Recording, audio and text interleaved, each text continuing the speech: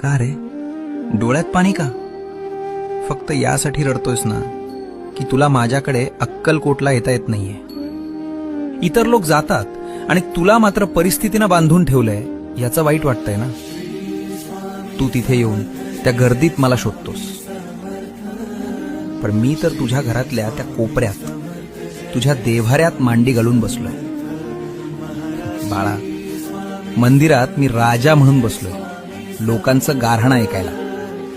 पण तुझ्या घरात मी बाप म्हणून वावरतोय, तुला सांभाळायला. मग राजाच्या दरबारात जाणं महत्वाचं की बापाच्या मांडीवर बसणं महत्वाचं?